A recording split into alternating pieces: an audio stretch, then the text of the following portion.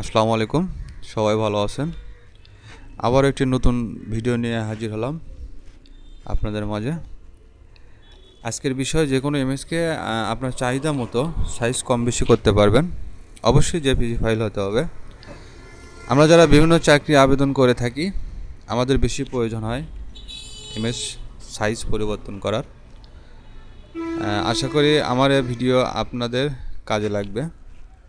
কিভাবে image resize করবেন বা সাইজ পরিবর্তন করবেন আমার মতো করে দেখানোর চেষ্টা করব। আমি সরাসরি ওয়েবসাইটে গিয়ে দেখালাম। ভিডিও ডিসক্রিপশনে ওয়েবসাইটের লিঙ্কটি দেওয়া থাকবে, আপনারা সরাসরি ওখান থেকে প্রবেশ করতে পারবেন।